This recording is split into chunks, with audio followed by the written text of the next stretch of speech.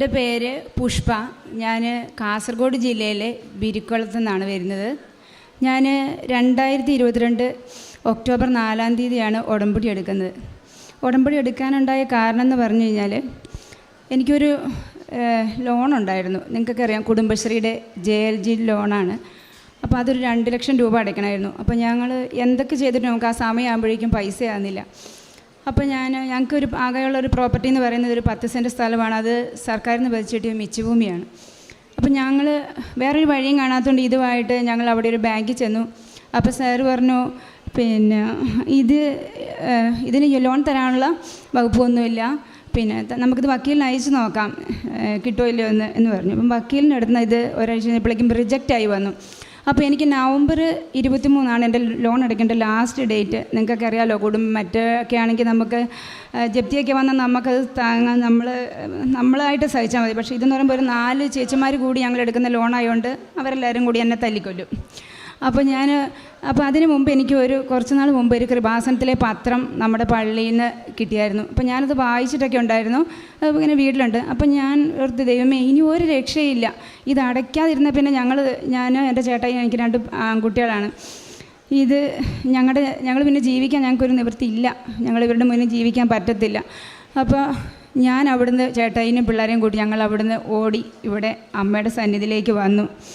ഉടമ്പടി എടുത്തു, ഈ നിയോഗം വെച്ചു. നിയോഗം വെച്ചപ്പോൾ ഞാൻ ഡേറ്റ് ഇട്ടു. കാരണം അമ്മേ, ഇനി അധികം ദിവസമില്ല, എനിക്ക് നവംബർ 23 മുമ്പ്, അതായത് നവംബർ ഒരു 15 ആകുമ്പോഴേക്കും എനിക്ക് ഈ ലോൺ കിട്ടണം. ഈ റിജക്റ്റായ ലോൺ എനിക്ക് പാസ്സാക്കി തരണം. കാരണം വേറെ ഒരു അസറ്റും എൻ്റെ കയ്യിലില്ല, കാശുമില്ല, കിട്ടാനുള്ള മാർഗവുമില്ല. ഞങ്ങൾ വീണ്ടും ഉടമ്പടി എടുത്ത് ഈ കാശ് രൂപം കൈ പിടിച്ചുകൊണ്ട് ഇതേ ബാങ്കിൽ ചെന്നു. ആ സാറ് എന്നോട് ചോദിച്ചു, എന്തിനാണ് വന്നതെന്ന് ചോദിച്ചു. ഞാൻ പറഞ്ഞു, സാറേ, എനിക്ക് ലോൺ വേണം. അപ്പോൾ അത് റിജക്റ്റ് ആയില്ലേ, അത് കിട്ടാൻ ഒരു വഴിയില്ലെന്ന് പറഞ്ഞു. അപ്പോൾ ഞാൻ കാശ് രൂപം കൈ പിടിച്ചുകൊണ്ട് മാതാവിനോട് പറഞ്ഞു, അമ്മേ, ഞാൻ ഉടമ്പടി എടുത്താണ്, നിന്നെ വിശ്വസിച്ചുകൊണ്ടാണ് ഞാനിവിടെ വന്ന് നിൽക്കുന്നത്. ഈ സാറിൻ്റെ നാവിലൂടെ അമ്മ എനിക്ക് വേണ്ടി സംസാരിക്കണമെന്ന് പറഞ്ഞു. അപ്പോൾ സാർ എന്നെ ഇങ്ങനെ നോക്കിയിരിക്കുകയാണ്. ഞാൻ ചേട്ടായി ഉണ്ട്. ഈ കാശ് രൂപ എൻ്റെ ഉള്ളം കയ്യിൽ എങ്ങനെ ഇരിപ്പുണ്ട്. ഞാൻ മനസ്സിൽ ചട്ടപടാന്ന് വിശ്വാസ പ്രമാണം ചൊല്ലിക്കൊണ്ടിരിക്കുകയാണ്.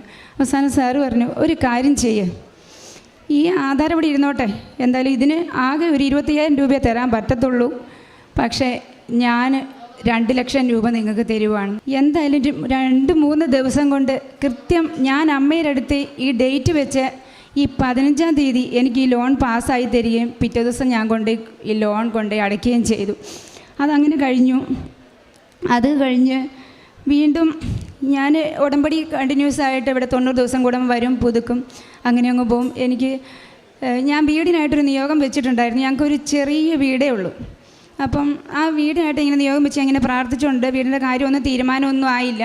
വീണ്ടും ഇപ്പോൾ 2023 ഇപ്പം JLG ലോൺ എന്ന് പറഞ്ഞ് നമ്മൾ 2 ലക്ഷം രൂപ അടച്ച് നമ്മളത് പുതുക്കിയെടുക്കുകയാണ്. പുതുക്കിയെടുത്ത് അതുകൊണ്ട് ഞങ്ങളൊരു ചെറിയൊരു ഷോപ്പ് ഇട്ടു. പിന്നെ ഒരു തയ്യൽ യൂണിറ്റും ചെറിയൊരു ഗാർമെൻറ്റ്സുമായിട്ട് അതങ്ങനെ ഇട്ട് പോകുന്നു. അത് വലിയ കാര്യമായിട്ടൊന്നും അങ്ങനെ മുന്നോട്ട് വന്നില്ല. പക്ഷെ അതുകൊണ്ട് ഞങ്ങൾ മുട്ടില്ലാതെ ഞങ്ങളെ അതാണ് ഞങ്ങളുടെ വരുമാനം. അതുകൊണ്ട് ഞങ്ങൾ ജീവിച്ചു പോരുകയാണ്, മറ്റു കാര്യങ്ങളൊക്കെ നടന്നു പോരുകയാണ്.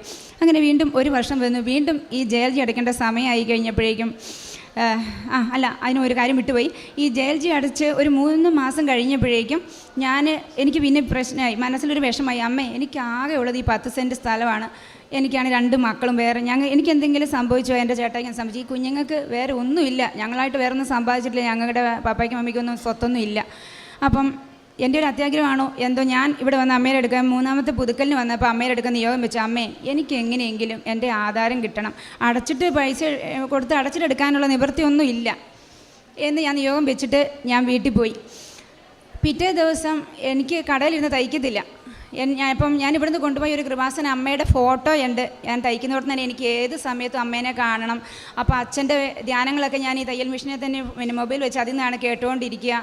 അതുവരെ എപ്പോഴും ചില റീൽസ് അങ്ങനെയുള്ള കാര്യങ്ങളൊക്കെ ഇങ്ങനെ കണ്ടുകൊണ്ടിരിക്കും, കോമഡി കണ്ടിരിക്കുന്ന ഞാൻ. പിന്നെ ഈ ഉടമ്പടി എടുത്ത പിന്നെ എനിക്കിതൊന്നും കാണാൻ പറ്റില്ല. എനിക്ക് എപ്പോഴും ധ്യാനം കേൾക്കണം, സാക്ഷ്യം കേൾക്കണം.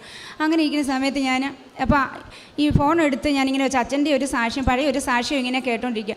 അപ്പോൾ എനിക്ക് നീ ബാങ്കിൽ ചെന്നിട്ട് സാറിനോട് ചോദിക്കുക, നിനക്കത് കിട്ടും. അപ്പോൾ ഞാൻ ആ 2 ലക്ഷം എടുത്തതിൽ 15,000 രൂപ അടച്ചിട്ടുള്ളൂ, നിങ്ങൾ ഓർക്കണം.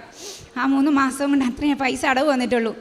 ബാക്കി 1,85 ഞാൻ അടയ്ക്കണം. അപ്പം ഞാൻ എന്തായാലും വേണ്ടിയില്ല, എനിക്ക് തയ്ക്കാൻ പറ്റുന്നില്ല. ഞാൻ അവിടെ ബാങ്കിൽ ചെന്നു. സാറ് ചോദിച്ചു, എന്നാ വന്നേന്ന് ചോദിച്ചു. ഞാൻ പറഞ്ഞു ഒന്നുമില്ല സാറേ, എനിക്ക് പട്ടയം കിട്ടുമെന്ന് അറിയാൻ വന്നതെന്ന് പറഞ്ഞു. ഓ അതിനെന്നാ തടസ്സം, ബാക്കി പൈസ അടച്ച് ക്ലോസ് ചെയ്തിട്ട് പട്ടയം കൊണ്ടുപോക്കാൻ പറഞ്ഞു.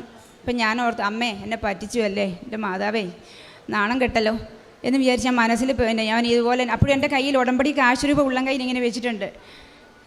ഞാൻ എന്തായാലും മനസ്സിൽ വിശ്വാസ പ്രമാണം എപ്പോഴും ഞാൻ ഈ ചൊല്ലിക്കൊണ്ട് ഞാൻ ഈ ബസ്സിൽ പോവുകയാണെങ്കിലും ഒക്കെ കൊന്ത കണ്ടിന്യൂസ് ആയിട്ട് ചൊല്ലിക്കൊണ്ടിരിക്കും, വിശ്വാസ പ്രമാണം ചൊല്ലിക്കൊണ്ടിരിക്കും. അപ്പം ഞാൻ പറഞ്ഞു അമ്മേ ഇങ്ങനെ എന്നെ ചെയ്യും. ഞാൻ അപ്പം സാറേ എൻ്റെ ഞാൻ അങ്ങനെയല്ല, എൻ്റെ അടച്ചിട്ടെടുക്കാൻ പൈസയൊന്നുമില്ല, എന്നാൽ ഞാൻ പൊക്കോളാമെന്ന് പറഞ്ഞു. ഞാൻ ഈ ഡോറിൻ്റെ ഹാൻഡിലെ പിടിച്ച് തിരിച്ച് ഇങ്ങനെ പുറത്തേക്ക് ഇറങ്ങാൻ തുടങ്ങുമ്പോൾ സാറ് പറഞ്ഞു ഒരു കാര്യം ചെയ്യാം, അവിടെ നില്ലേ, നീ ഈ പട്ടയം കൊണ്ടുവെക്കോ, ഇതൊരു പൈസ കറക്റ്റ് അടച്ചാൽ മതി എന്ന് പറഞ്ഞു.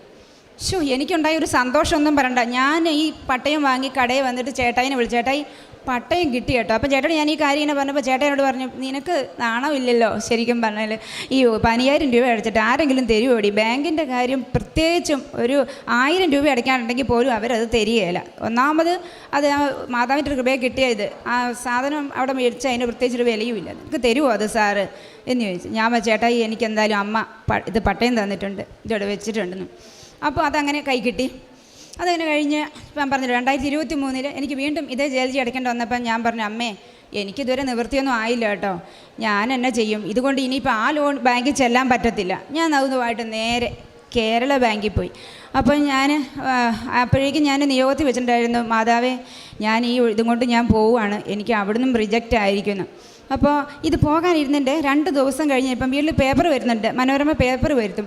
അപ്പോൾ എനിക്കറിയാമല്ലോ ഇത് വെച്ച് കഴിഞ്ഞാലുള്ള ലോൺ കിട്ടാൻ സാധ്യതയില്ലെന്നറിയാം. അപ്പം ഞാൻ ഈ പേപ്പർ കണ്ടിന്യൂസ് വായിക്കുന്ന സ്വഭാവമില്ല, കാരണം എനിക്ക് രാവിലെ എഴുന്നേറ്റ് പിള്ളേരുടെ കാര്യം നോക്കണം, ഈ കടയിൽ തയ്ച്ച് വന്ന് കിടക്കുമ്പോൾ 10-11 മണിയാകും, രാവിലെ എഴുന്നേറ്റ് 100 കൂട്ടം കാര്യങ്ങൾ അതിൻ്റെ കൈത്തുണ്ടൊക്കെ ചെയ്തിട്ട് വേണം പോകാൻ. അപ്പോൾ പത്രം എനിക്ക് ഏതെങ്കിലും സമയത്തായിരിക്കും വായിക്കുന്നത്. അപ്പോൾ 2-3 ദിവസം മുമ്പേ വന്ന പത്രം ഇവിടെ ഇങ്ങനെ എൻ്റെ കാലിൻ്റെ ചോട്ടിൽ ഇങ്ങനെ കിടക്കുവാണ് ശരിക്കും പറഞ്ഞു കഴിഞ്ഞാൽ. അപ്പോൾ കട്ടിലെന്ന മറ്റും ഇത് ചേട്ടായി വായിച്ചിട്ടോ മറ്റും താഴെ കിടന്നാങ്ങാണ്ടാണ്. അപ്പോൾ ഞാൻ ഇങ്ങനെ അടിച്ചു വരുന്നിടയ്ക്ക് ഈ പത്രം കണ്ടു. അപ്പോൾ പത്രത്തിലിരിക്കുന്നു പട്ടയഭൂമിയുടെ എല്ലാം നിയമം ഭേദഗതി ചെയ്തിരിക്കുന്നു, ഇതിന് ഏത് തരത്തിലുള്ള ലോണും അവൈലബിൾ ആണെന്നും പറഞ്ഞിട്ടുണ്ട്. പിന്നെ എനിക്ക് പോകണം, മനസ്സിൽ എടി പൊട്ടിയല്ലോ. ഞാൻ ഇത് എടുത്തിട്ട് നേരെ സാറിൻ്റെ അടുക്ക് പോയി കേരള ബാങ്കിൽ ചെന്ന് ഈ പട്ടയം വെച്ച് വീണ്ടും 2 ലക്ഷം രൂപ ലോൺ എടുത്ത് വീണ്ടും ജയിലിൽ അടച്ചു. അങ്ങനെ ഒരു വലിയ അനുഗ്രഹം മാതാവ് എനിക്ക് തന്നു. അതുകൂടാതെ ഞാൻ ജവമാല റാലിക്കും വന്നായിരുന്നു. ജവമാല റാലി നടക്കാൻ പറ്റില്ല എന്നെല്ലാം വിചാരിച്ച് വന്ന് ഞാനും ചേട്ടായും വന്ന് ജവമാല റാലി കൂടി വീട്ടിൽ പോയി. അപ്പോൾ എനിക്ക് എൻ്റെ വീട് ഒരു ചെറിയ ഷെഡാണ്, ശരിക്കും പറഞ്ഞാൽ ഒരൊറ്റ മുറി, പുറകിലൊരു അടുക്കള പോലെ കെട്ടിയെടുക്കുക. അപ്പം മണ്ണ് ഇങ്ങനെ ഈ ചെത്തുകൾ കൊണ്ട് വെച്ച വീടായതുകൊണ്ട് അതങ്ങനെ ഒരയം തേച്ച് ഇങ്ങനെ അടച്ചിട്ടൊന്നുമില്ല. അപ്പോൾ ഇടയ്ക്കിടയ്ക്കൊക്കെ ഈ ചെറിയ പാമ്പുകളൊക്കെ കയറി വരും. അപ്പം മനസ്സിൽ അത് നിങ്ങൾ എല്ലാവരും വീടുള്ളവർക്കൊന്നും അതിൻ്റെ ഒരു വിഷമം മനസ്സിലാവുകയില്ല. ഞാൻ എന്ന് പറഞ്ഞാൽ ഇവർ ചേട്ടായി പിള്ളേരൊക്കെ ഉറങ്ങിക്കഴിഞ്ഞാൽ എനിക്ക് ഉറക്കമില്ല. പല പ്രാവശ്യവും മാതാവ് ഞങ്ങളെ ഈ പാമ്പിൻ്റെ അടുത്ത് ഞങ്ങളെ രക്ഷപ്പെടുത്തിയിട്ടുണ്ട്. ഒരു പ്രാവശ്യം ചേട്ടായി ഇങ്ങനെ TV കണ്ടുകൊണ്ടിരിക്കുകയാണ്. അപ്പം ഞാൻ അടുക്കളയിലെ കറിക്ക് എന്തോ കടുക് വറുത്തോണ്ടിരിക്കുമ്പോൾ എനിക്ക് തോന്നി നീ വേഗം അങ്ങോട്ട് ചെല്ലേ, നീ വേഗം അപ്പുറം ചെല്ലേ എന്ന് പറഞ്ഞു. അപ്പോൾ പിള്ളേരപ്പുറം കളിച്ചുകൊണ്ടിരിപ്പുണ്ട്. ചേട്ടായി കട്ടിലയിൽ ഇങ്ങനെ തലയും കൈ വെച്ച് ഇങ്ങനെ TV ഇങ്ങനെ നോക്കിക്കൊണ്ടിരിക്കുകയാണ്. നോക്കുമ്പോൾ ഒരു പാമ്പ് ഇങ്ങനെ കയറി വന്ന് ചേട്ടായിയുടെ കൈയുടെ ഇവിടെ എത്തി. ഞാൻ മെല്ലെ ചേട്ടനെ പെടുവ ചേട്ടൻ ഇങ്ങോട്ട് വിളിച്ചെണീപ്പിച്ച് നോക്കുമ്പോഴേക്കും ഈ പാമ്പ് ഇത്തിരി ഞാൻ വൈകിയിരുന്നെങ്കിൽ മാതാവിനെ അത് തോന്നിപ്പിച്ചില്ലെങ്കിൽ അത് ഉപദ്രവിച്ചേനെ. അതങ്ങനെ. അപ്പോൾ ഓരോ സമയങ്ങളും അത് കൂടാതെ അത് കഴിഞ്ഞും പല പ്രാവശ്യം ഇങ്ങനെ ഈ പാമ്പിൻ്റെ ഇങ്ങനെ ഒരു ബുദ്ധിമുട്ട്, ഇങ്ങനെ ചെറിയ വളവെടുപ്പം പാമ്പാണ് ഇതിങ്ങനെ ഒരു ഒരു മെയിൻ റോഡ് സൈഡാണ് വീട്, പക്ഷെ ഒരു കാട്ടുപ്രദേശം പോലെയാണ്. പലതായി കഴിഞ്ഞപ്പം ഒരു ദിവസം ഏകദേശം ഇപ്പോൾ 1 മാസം മുന്നേ എനിക്ക് ഈ വീടിൻ്റെ ഞാൻ നിയോഗം വെച്ചിരുന്നത് സാധിച്ചിട്ടുണ്ടായിരുന്നില്ല. ഞാൻ പറഞ്ഞു അമ്മേ ഇനി എനിക്ക് വയ്യ, ഇത് താങ്ങാൻ എന്നെ കൊണ്ട് വയ്യ. എൻ്റെ മക്കൾ ഞാൻ ഉറക്കമില്ല. എനിക്ക് ശരിക്കും പറഞ്ഞാൽ ഇവരുറങ്ങുമ്പം ഞാൻ പലപ്പോഴും ഉറങ്ങാതെ കാത്തിരിക്കും. പക്ഷേ എത്ര നേരം നമ്മൾ ഉറങ്ങാതിരിക്കുന്നത്, പലപ്പോഴും ഉറങ്ങുമ്പോൾ ഞാൻ അമ്മയോട് പറയും അമ്മേ ഇനി എനിക്ക് നോക്കിയിരിക്കാൻ വയ്യ, ഇനി അമ്മ നോക്കിക്കോണം, ഇനി എനിക്ക് വയ്യ, ഞാൻ ഉറങ്ങിപ്പോവുകയാണ്, പാമ്പും മറ്റും കയറിപ്പോയ അമ്മ കാത്തോണന്നു. അങ്ങനെ പറഞ്ഞതിൻ്റെ പിറ്റേ ദിവസം ഞങ്ങളിങ്ങനെ ഇരുന്ന് TV കണ്ട് കുരിശ് വരെയെല്ലാം കഴിഞ്ഞ് ഇങ്ങനെ ഇരിക്കുമ്പം ഒരു പാമ്പ് മുകളിൽ കൂടി ഇങ്ങനെ കയറിയിട്ട് ഇതിൻ്റെ മണ്ടയിലോട്ട് ഇങ്ങനെ കയറിപ്പോവാണ്. അതിനെ തല്ലിക്കൊന്നു. ഞാൻ എന്നിട്ട് പുറത്ത് പോയിരുന്ന് ബൈബിൾ വായിച്ച് പ്രാർത്ഥിച്ചുകൊണ്ടിരിക്കുന്ന സമയത്ത് ഇവർ അകത്തിരിപ്പുണ്ട്. അപ്പോൾ എൻ്റെ കണ്ണിൽ കുറച്ച് കാഴ്ചയ്ക്ക് ഇച്ചിരി ഒരു മിസ്റ്റേക്ക് ഉണ്ട്. അപ്പം ചെറിയ അക്ഷരങ്ങളൊക്കെ കാണാൻ കണ്ണട വെക്കണം. അപ്പം ഞാൻ ബൈബിളും വായിച്ച് ഈശോയുടെ ഒത്തിരി സങ്കടങ്ങളൊക്കെ പറഞ്ഞ് ഞാൻ അകത്തേക്ക് കയറിയുമ്പോൾ നോക്കുമ്പം ഭിത്തിയിലിരുന്ന് ഞാൻ തോന്നുന്നു ചേട്ടാ ആ കിടക്കുന്നതിന് ചാക്കുന്നൂലാണോ വല്ല പാമ്പുമാണോ നോക്കുമ്പോൾ അതൊരു പാമ്പായിരുന്നു. അന്ന് അതിനെ തല്ലിക്കൊന്നു. അന്ന് ഒരു ഭയങ്കരമായിട്ട് എനിക്കൊരു അത് മനസ്സിനെ വല്ലാതെ അങ്ങതായി. ഞാൻ ഭയങ്കരമായിട്ട് മാതാവിനോട് തൊട്ട് 2-3 ദിവസത്തേക്ക് ഞാൻ 3 മണി രാത്രിക്ക് എഴുന്നേറ്റ് ഞാൻ പ്രാർത്ഥിച്ചു, അമ്മേ ഞാൻ ഉടമ്പടിയിലാണ്, എനിക്കൊരു വീട് തന്നേ പറ്റൂ അമ്മേ. എന്തായാലും ഞങ്ങൾക്കൊരു വീട് വെക്കാൻ ഞങ്ങളെ സഹായിക്കാൻ ആരുമില്ല, ഞങ്ങളുടെ കയ്യിൽ കാശുമില്ല. ഉണ്ടായിരുന്ന ആധാരം അമ്മയ്ക്കറിയാലോ, അത് ഞാൻ ബാങ്കിലുമാണ്, ഇനി ഒരു നിവൃത്തിയുമില്ല. അങ്ങനെ അപ്പോൾ ഈ മാർച്ച് 26 ധ്യാനത്തിൽ നിങ്ങളൊക്കെ ഇതെടുത്ത് നോക്കിയാൽ നിങ്ങൾക്കറിയാം. അച്ഛൻ്റെ ധ്യാനത്തിൽ അച്ഛനെ ഞാനിതിങ്ങനെ കടയിൽ നിന്ന് ഇങ്ങനെ തയ്ച്ചുകൊണ്ടിരിക്കുമ്പോൾ ഇതിങ്ങനെ കേട്ടോണ്ടിരിക്കുമ്പോൾ അച്ഛൻ പറയുന്നുണ്ട് 126-55 എന്നീ ഇങ്ങനെ വേറൊരു നമ്പറോടെ പറഞ്ഞു. അത് ഞങ്ങളെ ബാധിക്കാതെ അത് ഓർമ്മയില്ല. ഈ 2-3 നമ്പറിൽ പെട്ടവരെ ദൈവം കാര്യമായിട്ട് അനുഗ്രഹിക്കുന്നുണ്ടെന്ന് പറഞ്ഞു. അപ്പം ഞാൻ ഇങ്ങനെ ഓർത്ത് കുറച്ച് നേരം ആലോചിച്ചു, ഈശോയെ ഇത് ചേട്ടായുടെ മൊബൈൽ ഫോണിൻ്റെ ലാസ്റ്റത്തെ നമ്പറാണ് 126, എൻ്റെ ഫോണിൻ്റെ ഇടയ്ക്ക് വരുന്ന നമ്പറാണ് 55. അപ്പം ഞാനോർത്തു ഇത് ഇങ്ങനെ ദൈവം ഞങ്ങളെയാണ് അറിയിക്കും. ഞാനതങ്ങ് വിശ്വസിച്ചു. ഞാൻ ചേട്ടായി അപ്പം രാവിലെ പണിക്ക് പോയി 7 മണി കഴിഞ്ഞിട്ടാണ് വരുന്നത്, അലുമിനിയം ഫാബ്രിക്കേഷൻ്റെ പണിയാണ്. അപ്പോൾ ചേട്ടായി വീട്ടിൽ വന്നു കഴിഞ്ഞ് ഞങ്ങൾ സായാഹ്ന പ്രാർത്ഥനയൊക്കെ കഴിഞ്ഞ് ആകെപ്പാടെ ഒരു റൂമേ ഉള്ളൂ, ഞങ്ങൾ ആ കട്ടിലിരുന്ന് ഞാൻ ചേട്ടാ പറഞ്ഞു, ചേട്ടായി ഇന്നിങ്ങനെ ഒരു സംഭവം ഉണ്ടായി, അച്ഛൻ്റെ ധ്യാനത്തിനിടയ്ക്ക് അച്ഛൻ ഇങ്ങനെ പറയുന്നുണ്ടെന്ന്. അപ്പോൾ ചേട്ടായി പറഞ്ഞു, അതെയല്ലേ, അതിന് വല്ല ലോട്ടറി അടിക്കാനാണോടി? ഞാൻ പറഞ്ഞേ ഒന്നും അറിയില്ല, ദൈവം എന്തായാലും നമ്മളെ എന്തെങ്കിലും വഴി കാണിച്ചു. ഇതിങ്ങനെ പറഞ്ഞ് നാക്കെടുത്ത് വായിലിട്ടെന്ന് പറയാലോ, ആ സമയമായപ്പോഴേക്കൊണ്ടൊരു ഫോൺ കോൾ വരുന്നത് എൻ്റെ ഫോണിലേക്ക്. അപ്പോൾ ഞങ്ങളുടെ അവിടെ തന്നെ ഞങ്ങളുടെ ഇതിൽ തന്നെ വാർഡിൽ തന്നെയുള്ള ഒരാൾ വിളിക്കുകയാണ്, പിന്നെ ഷൈജു വന്നോ പണി കഴിഞ്ഞ്? ആ വന്നിട്ടുണ്ട് ചേട്ടായി, ഒന്ന് ഫോൺ കൊടുത്തേന്ന് പറഞ്ഞു. ഫോൺ കൊടുത്തു. പറഞ്ഞു, ഷൈജു നിങ്ങൾ ഒരു കാര്യം ചെയ്യുക, പിള്ളേരെയും കൂട്ടി ചേച്ചിയും കൂട്ടി ഞങ്ങളുടെ വീട് വരെ ഒന്ന് വാന്ന് പറഞ്ഞു. അപ്പോൾ ഞങ്ങളോർത്തു, അപ്പോൾ ഞങ്ങളുടെ അച്ഛൻ ഈ പ്രാവശ്യം ഇടവക മാറി പോവുകയാണ്. അപ്പോൾ അച്ഛൻ്റെ പോക്കുമായിട്ടൊക്കെ ബന്ധപ്പെട്ട് ഉള്ള കാര്യങ്ങളെക്കുറിച്ച് എന്തെങ്കിലും സംസാരിക്കണം. അപ്പോൾ എൻ്റെ ഈ ബുക്കും കാര്യങ്ങളൊക്കെ എഴുതുന്നതൊക്കെ ഞാനാണ്. അപ്പോൾ അങ്ങനെ എന്തെങ്കിലും ഞങ്ങളോട് എന്തെങ്കിലും പറയാനായിരിക്കും, പരിപാടി അവതരിപ്പിക്കാനോ അങ്ങനെ എന്തെങ്കിലും ആയിരിക്കും എന്ന് വിചാരിച്ച് എന്തായാലും വേണ്ടിയില്ല. ചേട്ടാ പറഞ്ഞു നമുക്കെന്നാൽ പോയിട്ട്. ഞങ്ങൾ അവിടെ നിന്ന് തന്നെ ഒരു ഓട്ടോറിക്ഷ കയറി, അടുത്ത കുറച്ച് ദൂരമുണ്ട്, 1 കിലോമീറ്റർ ദൂരമുണ്ട്. അവിടെ ചെന്ന് കഴിഞ്ഞപ്പോൾ ചേട്ടൻ പറയാം, മുഖവരി ഒന്നും പറയുന്നില്ല, ഞാനോ നിങ്ങൾക്കൊരു 5 ലക്ഷം രൂപ അങ്ങോട്ട് തരും, 5 വർഷം കഴിഞ്ഞ് തിരിച്ചു തന്നാൽ മതി, നിങ്ങൾ അതുകൊണ്ടൊരു ചെറിയ വീടിൻ്റെ പണി അങ്ങ് തുടങ്ങാൻ പറഞ്ഞു.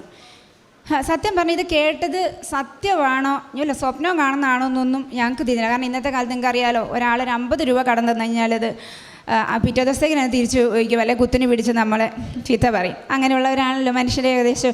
അപ്പോൾ അങ്ങനെ ഇത് സത്യമാണ്, ഞാനിങ്ങനെ കേട്ട് ഇങ്ങനെ തരിച്ചിരിക്കുക. എന്നിട്ട് അവർ പറഞ്ഞു, പിന്നെ ഞങ്ങളുടെ കൊച്ചിൻ്റെ കല്യാണത്തിൻ്റെ ആവശ്യത്തിന് വേണ്ടിയൊക്കെ ഞങ്ങൾ ഇങ്ങനെ കാത്തു വെച്ചിരിക്കുന്ന ഒരു പ്രോപ്പർട്ടിയുടെ വിറ്റ പൈസയാണത്. അപ്പോൾ കൊച്ചിപ്പോൾ 10ാം ക്ലാസ്സിൽ പഠിക്കുന്നവളൂ, നിങ്ങളൊരു 5 വർഷം കഴിഞ്ഞ് തിരിച്ചു തന്നാൽ മതി, അതിൻ്റെ പലിശയൊന്നും വേണ്ട, ആ പൈസ മാത്രം. പിന്നെ ഒരു കാര്യവും കൂടി ആ ചേട്ടൻ പറഞ്ഞു, എനിക്ക് ഒത്തിരി ബന്ധങ്ങളുണ്ട്, അപ്പം ഞാൻ ചിലപ്പം പലരോടും ഇതിന് വേണ്ടിയിട്ട് ചിലപ്പോൾ ആരോടെങ്കിലും ചോദിക്കും, പക്ഷേ നിങ്ങളുടെ ഇവിടെ ആരോടും ചോദിക്കത്തില്ല. എനിക്ക് വിദേശത്തൊക്കെ ഒത്തിരി ബന്ധങ്ങളുണ്ട്, അപ്പോൾ അവരോടൊക്കെ ഞാൻ ചിലപ്പം പൈസ ചിലപ്പോൾ ചോദിച്ചെനിക്ക് ഇങ്ങനെ ഒരു സംഭവത്തിന് വേണ്ടി, അങ്ങനെ അവരെന്തെങ്കിലും സഹായിക്കുവാണെങ്കിൽ അതിപ്പം നിങ്ങൾ 5 ലക്ഷം തന്നു 1 ലക്ഷം ഇനി അവർ തരികയാണെങ്കിൽ നിങ്ങൾ 4 തന്നാൽ മതി, ഇനി മൊത്തം അവർ തരുന്നുണ്ടോ നിങ്ങളൊന്നും തരണ്ട. അങ്ങനെ ഒരു വർത്താനം കൂടെ ആ ചേട്ടായി പറഞ്ഞു. ഞങ്ങൾ എന്തായാലും തിരിച്ച് വീട്ടിൽ വന്നു, മാതാവിനോട് ഒത്തിരി നന്ദിയും പറഞ്ഞ് കിടന്നുറങ്ങി. പിറ്റേ ദിവസം രാവിലെ ഞാൻ ചേട്ടടിയൊക്കെ, ചേട്ടായി ഇന്നലെ വല്ല സ്വപ്നവും കണ്ടായിരുന്നോ? ഞാൻ ഇങ്ങനെയുള്ള ഒരു സംഭവം സ്വപ്നം കണ്ടു. സ്വപ്നം വല്ലതാണ്. അപ്പോൾ അത്രയും എനിക്ക് വിശ്വാസം വരുന്നില്ല ഈ സംഭവം, കാരണം ഒരിക്കലും അങ്ങനെ നടക്കാമെന്നൊന്നും നമ്മളിങ്ങനെ ഇമാജിൻ ചെയ്യാമെന്നല്ലാതെ എൻ്റെ ഒരു ജീവിതത്തിൽ അങ്ങനെ ഒരു അനുഭവം നടന്നിട്ടില്ല.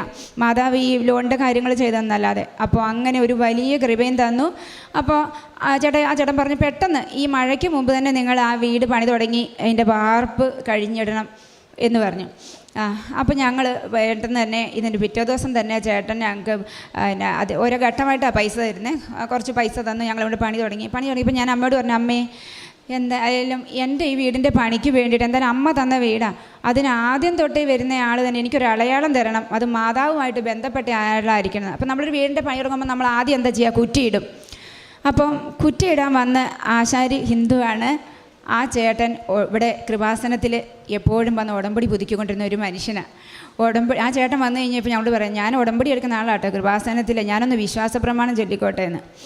ഞങ്ങൾ ശരിക്കും പറഞ്ഞാലില്ലേ തരിച്ചു പോയി. എനിക്ക് എല്ലാവരോടും ഞാൻ പറയുന്നത്, ഈ നമ്മുടെ മാതാവെന്ന് പറഞ്ഞിട്ടുണ്ടല്ലോ, മാതാവിനെ നമ്മൾ മുറുക്കെ പിടിച്ചു കഴിഞ്ഞാൽ സംഭവിക്കുന്ന അത്ഭുതങ്ങൾക്ക് കണക്കില്ല. അതുപോലെ ജോസഫച്ചൻ്റെ വായിൽ നിന്ന് വരുന്ന ഓരോ വാക്കുകളും ഞാൻ ദൈവത്തിൻ്റെ വാക്കുകൾ പോലെയാണ് ഇപ്പോൾ എനിക്കും എൻ്റെ കുടുംബത്തിനും അനുഭവപ്പെടുന്ന ഓരോ കാര്യങ്ങൾ. ചില സമയത്ത് ഉടമ്പടിയിൽ ചിലപ്പം കാരുണ്യപ്രവർത്തികൾ ചെയ്യാൻ താമസിക്കുമ്പം ഒക്കെ പിറ്റേ ആഴ്ചത്തെ ചൊവ്വാഴ്ചത്തെ ഉടമ്പടി ധ്യാനത്തിൽ ഞാൻ ചേട്ടായിയോട് വന്ന് പറയും, ചേട്ടായി ഇന്ന് അച്ഛൻ്റെ കയ്യിൽ നിന്ന് മുഖം അടച്ച് അടി കിട്ടുന്ന പോലെ ഒരു സംഭവം ഉണ്ടായിരുന്നു. കാരണം അച്ഛൻ ശരിക്കും വഴക്ക് പറയുമല്ലോ, ചില സമയങ്ങളിൽ നമ്മുടെ കയ്യിൽ നിന്ന് ഓരോ തെറ്റുകൾ വരുന്ന സമയത്ത് പൊതുവായി പറയുമ്പം അത് നമുക്ക് അനുഭവപ്പെടും, നമ്മൾ ചെയ്യുന്നതാണ്, നമ്മൾ നീട്ടിക്കൊണ്ട് പോകുന്നത്, പത്രം കൊടുക്കാനുള്ള ബുദ്ധിമുട്ട് അല്ലെങ്കിൽ ഒരു മടി കാണിക്കുന്ന ഇതൊക്കെ. പക്ഷേ ഈ പത്രം കൊടുക്കാൻ ഞാൻ ഒരു മടിയും കാണിച്ചില്ല. എനിക്ക് പത്രം കൊടുക്കാൻ പറഞ്ഞാൽ ഇപ്പോൾ ഒരു ആർത്തിയാണ്.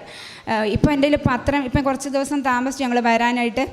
അപ്പോൾ പത്രം ഓരോരുത്തർ വന്ന് പത്രം ഉണ്ടോയെന്ന് ചോദിക്കുമ്പോൾ അത് കൊടുക്കാൻ ഇല്ലല്ലോ ദൈവമേ എന്ന് പറയുമ്പം അതൊരു സങ്കടമായിട്ടാണ്, അവരും അത് സങ്കടത്തോടെയാണ് പോകുന്നത്. ഇപ്പം ശരിക്കും വേറൊരു കാര്യം, ഏറ്റവും കൂടുതലായിട്ട് ഒരു ക്രിസ്ത്യാനി എന്ന നിലയ്ക്ക് ജീവിക്കാൻ പഠിച്ചത് കൃപാസനത്തിൽ വന്നേ പിന്നെയാണ്. അല്ലെങ്കിൽ പള്ളിയിൽ പോകും, പ്രാർത്ഥിക്കും, കുർബാന കൂടും, തിരിച്ചു വരും. പക്ഷേ ഇപ്പം ഞാൻ ബാക്കിൽ എവിടെയെങ്കിലും നിൽക്കും. ഇപ്പം ഞാൻ പള്ളിയിൽ ചെന്ന് കഴിഞ്ഞാൽ പറ്റുന്നതും മറ്റുള്ളവരെ നോക്കിയല്ല, ഞൊഴഞ്ഞു കയറി എങ്ങനെയും മുന്നിൽ ആൾക്കാരുടെ മുന്നിൽ നിൽക്കാൻ നോക്കും. ഇപ്പോഴെനിക്കറിയാം ആൾക്കാരെ നടക്കുന്നത് എന്താണെന്ന്. ഈശോയെ കാസയും പിലാസും എഴുന്നള്ളിച്ച് അവിടെ വെക്കുമ്പം എൻ്റെ ഈശോ അവിടെ കിടക്കുന്നത് എനിക്ക് ശരിക്കും അനുഭവിച്ചറിയാനായിട്ട് സാധിക്കും. ബൈബിൾ അരമണിക്കൂറൊന്ന് വായിക്കാമെന്ന് പറഞ്ഞത് അരമണിക്കൂർ പോയിട്ട് എനിക്ക് എൻ്റെ പണിയുടെ തിരക്കിൻ്റെ സമയം ഒഴിച്ചാൽ എനിക്കതൊരു ആർത്തിയാണ്. എത്ര വായിച്ചാലും എനിക്ക് അതൊരു മതിയാവില്ല. അതേപോലെ ബൈബിൾ വായിക്കുമ്പോൾ എൻ്റെ സങ്കടങ്ങൾ ഒരുപാടുള്ള സമയത്ത് എന്നെ ഒരു ഫ്രിഡ്ജ് തുറന്ന് അതിൻ്റെ ഉള്ളിലേക്ക് നമ്മൾ കയറൽ എങ്ങനെയായിരിക്കും, ആ ഒരു തണുപ്പിൽ ഈശോ പൊതിഞ്ഞ് പിടിക്കുന്ന അനുഭവം എനിക്ക് പലപ്പോഴും അനുഭവപ്പെട്ടിട്ടുണ്ട്. മാതാവ് അതുപോലെ തന്നെ ജപമാല ചൊല്ലി പ്രാർത്ഥിക്കുമ്പോഴും മാതാവിൻ്റെ തയ്ച്ചുകൊണ്ടിരിക്കുമ്പോൾ ഓരോ സങ്കടങ്ങൾ വരുമ്പോഴും ഒക്കെ മാതാവിൻ്റെ സുഗന്ധാഭിഷേകം ഉണ്ടായിട്ടുണ്ട്.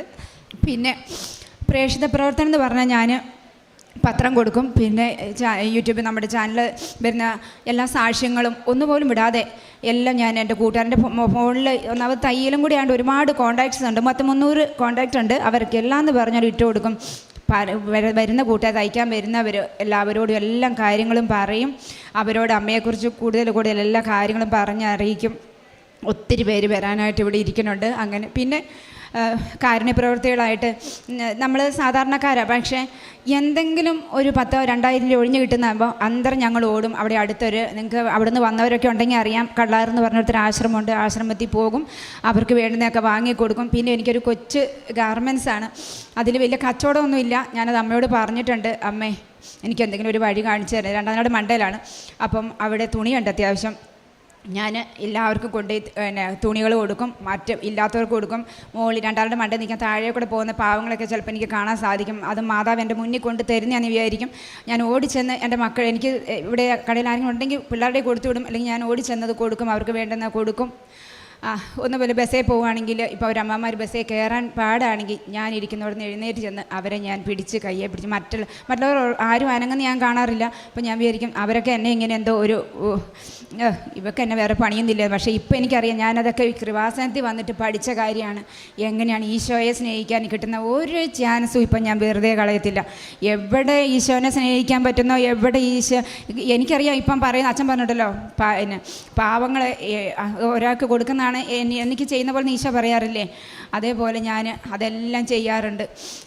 ഇനിയും മരിക്കുവോളം ഞാൻ അമ്മയോട് പറഞ്ഞിരിക്കുന്നത്, അമ്മേ ഈ ഉടമ്പടി എൻ്റെ ജീവിതത്തിൽ എനിക്ക് കാസർഗോഡ് ജില്ലയിലെ ബിരിക്കുളത്ത് നിന്നാണ് ഞാൻ വരുന്നത്. അപ്പോൾ അവിടുന്ന് എങ്ങനെ ഉരുണ്ട് പേരണ്ട് ഇവിടെ വരാൻ പറ്റുന്ന കാലത്തോളം ഈ ഉടമ്പടി പുതുക്കി കൊണ്ടുപോകാനുള്ള കൃപ തരണേ എന്ന് മാത്രമാണ് അമ്മയോട് പ്രാർത്ഥിക്കുന്നത്.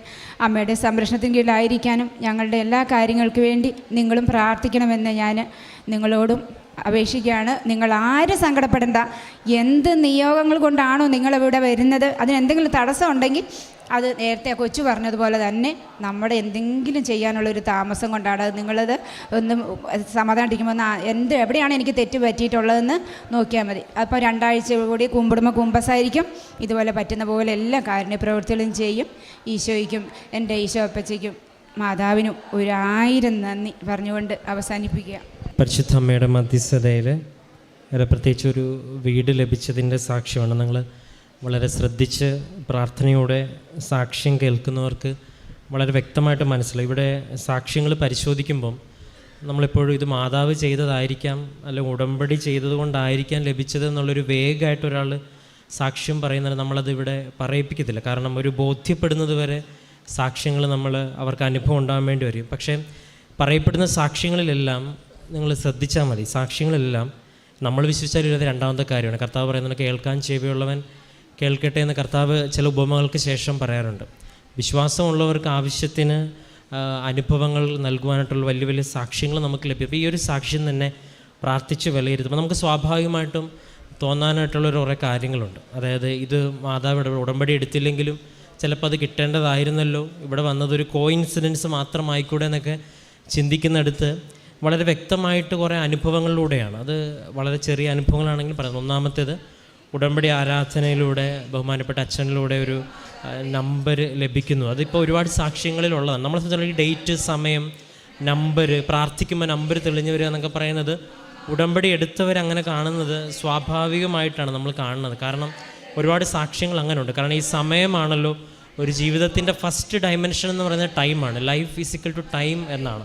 ആ ടൈമിനെയാണ് മാതാവിനെ നമ്മൾ അഡ്രസ്സ് ചെയ്യിക്കാനായിട്ട് ഈ ഉടമ്പടിയിൽ ശ്രമിക്കുന്നതും അത് കാര്യങ്ങൾ ചെയ്യുന്നത്. അപ്പം അതുമായിട്ട് ബന്ധപ്പെട്ട ഒരു നമ്പർ അച്ഛൻ പറഞ്ഞു, ആ ആരാധനയിൽ പറഞ്ഞു. ആരാധന ഇപ്പോഴും നമുക്ക് ഉള്ളതാണ്. ആരാധനയിലെ നമ്പർ അത് ഇവർ അവരുടെ ജീവിതമായിട്ട് കണക്ട് ചെയ്ത് വായിക്കുകയാണ്. അത് അങ്ങനെ ആവാം. അപ്പം അങ്ങനെ കണക്ട് ചെയ്ത് വായിക്കുന്ന ആ സമയത്ത് തന്നെയാണ് ഈ പറയുന്ന ഒരു വ്യക്തി അവരുടെ ജീവിതത്തിലേക്ക് വിളിക്കുന്ന ഒരു സാധ്യതകളൊന്നും ഇല്ലാതിരിക്കുന്ന സമയത്ത് ഒരു വിളി വന്നു എന്നുള്ളതും പിന്നീട് ആ കാര്യത്തിലൊക്കെ ഇടപെടലുണ്ടായിരുന്നു. അപ്പോൾ വീണ്ടും ഒരു മനുഷ്യനായതുകൊണ്ട് നമുക്ക് എത്ര കിട്ടിയാലും മതിയാവത്തില്ലെന്ന് പറയുന്ന പോലെ അടയാളങ്ങളുടെ കാര്യം അങ്ങനെ. ഇപ്പോൾ നമ്മളൊരു കുഞ്ഞിനെ പോലെയോ അല്ലെങ്കിൽ ഒരു ഉടമ്പടിയിലെ ഒരു സ്ഥിരീകരണം ആവശ്യപ്പെടുന്ന ഒരു വ്യക്തിയെ പോലെയോ വീണ്ടും മാതാവ് ഇത് നീ നൽകിയതാണെങ്കിൽ എനിക്കൊരു അടയാളം കൂടി ചോദിക്കുന്നതാണ്. ഇപ്പോൾ ഇവിടെ വരുന്നൊരു വ്യക്തി, അതായത് ഇതിന് പെരയുടെ കാര്യത്തിന് വരുന്ന വ്യക്തിയും അത് അക്രൈസ്തവരായിട്ടൊരാളാണ്. ഒരു പക്ഷേ നമ്മൾ ഈ പൗലോസ് അപ്പോസ്തലനെ കുറിച്ചൊക്കെ പറയുമ്പോൾ ഈ കഴിഞ്ഞ 2-3 സാക്ഷ്യങ്ങൾ നടക്കുമ്പോൾ ഇപ്പോൾ ഉടമ്പടിയിലെ പല കാര്യങ്ങളും മുന്നിട്ട് നിൽക്കുന്നത് അക്രൈസ്തവരായിട്ടുള്ളവരാണെന്ന് ഒരു പക്ഷേ പറയേണ്ടതായിട്ട് വരും. കാരണം പലവരുടെ വിശ്വാസ ജീവിതത്തെ വെല്ലുവിളിക്കുന്ന തരത്തിലുള്ള വിശ്വാസ ജീവിതം ഇവിടുന്ന് ഉടമ്പടി എടുത്തു പോയിട്ടുള്ള അക്രൈസ്തവർ ഒരു പക്ഷേ ക്രിസ്തുവിനെ ഒരു പടി കൂടുതൽ അവർ സ്നേഹിക്കുന്നുള്ളത് പോലും ഉണ്ടെന്ന് പോലും തോന്നുന്ന വിധത്തിൽ നമ്മൾ അവിടെ സാക്ഷ്യങ്ങൾ വരും. അപ്പോൾ അങ്ങനെയുള്ളവർ അദ്ദേഹം വന്ന് വിശ്വാസ പ്രമാണം ചൊല്ലിക്കട്ടെ എന്ന് ചോദിച്ച് പെർമിഷൻ ചോദിച്ച് പ്രാർത്ഥിക്കുമ്പോൾ, അതായത് ക്രിസ്ത്യാനിയുടെ വീട്ടിൽ കല്യാണം വരുമ്പോഴാണ് അക്രൈസ്തവർ ചോദിക്കുന്നത്. അപ്പോൾ അത്രത്തോളം ആ ഒരു വിശ്വാസം മറ്റുള്ള മുമ്പിൽ പറയാൻ തക്കവിധ ഒരു അനുഭവം അദ്ദേഹത്തിന് ഉള്ളതുകൊണ്ടാണല്ലോ. അപ്പം ആ ഒരു അനുഭവം തൊട്ട് ഇങ്ങോട്ട് എല്ലാ കാര്യത്തിലും മാതാവ് വ്യക്തമായിട്ടൊരു പ്രൂഫ് കൊടുക്കുന്നുണ്ട്, ഒരു കമ്മ്യൂണിക്കേഷൻ നടക്കുന്നുണ്ട്. അത് ചെറുതപ്പോൾ വലിയ രീതിയിലും പിന്നീട് ജീവിതത്തിൽ ഓരോ സമയത്തും ഇതുപോലെ മാതാവിൻ്റെ വലിയൊരു അനുഭവം ഉണ്ടായിട്ടുണ്ടെന്നാണ്. അപ്പോൾ ഇതിപ്പോൾ ആദ്യത്തെ കാര്യമല്ല, മാതാവ് സ്വപ്നത്തിലൂടെയും ദർശനത്തിലൂടെയും നേരിട്ട് വന്നു എന്നൊക്കെ ആളുകൾ പറയുന്നത് ആദ്യത്തെ സംഭവമല്ല, സാക്ഷ്യങ്ങൾ ആവർത്തിക്കുന്നത്.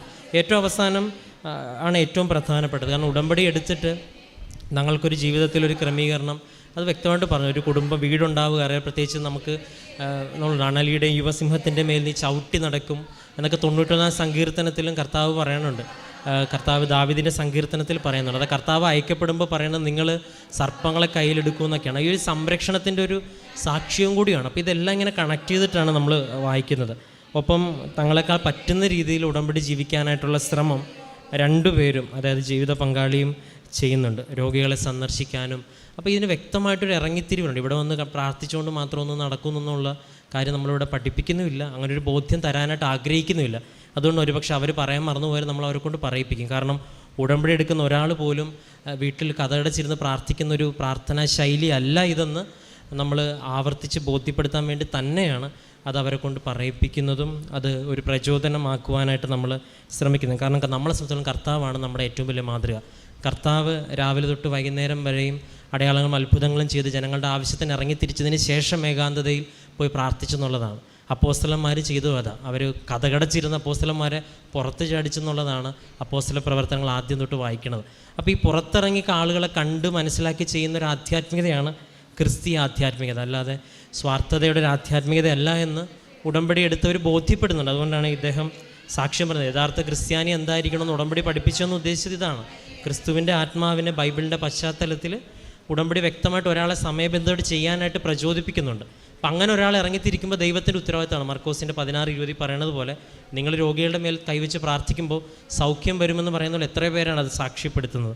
അപ്പോൾ ഇനിയും മുൻപോട്ടുള്ള ഉടമ്പടി ജീവിതത്തിൽ ഇതുപോലെ നമുക്കും ഇങ്ങനെയുള്ള സാക്ഷ്യങ്ങൾ അനുഭവമാകട്ടെ എന്നും അതുപോലെ സാക്ഷ്യം പറയാനായിട്ടുള്ള ദൈവാനുഭവങ്ങൾ നമുക്ക് ലഭിക്കട്ടെ എന്ന് പ്രാർത്ഥിക്കുന്നു. അപ്പോൾ ഈ മകൾക്ക് ലഭിച്ച എല്ലാ അനുഭവങ്ങൾക്കും നമുക്ക് കരങ്ങളടിച്ച് ദൈവത്തിൻ്റെ നാമം മഹത്വപ്പെടുത്താം.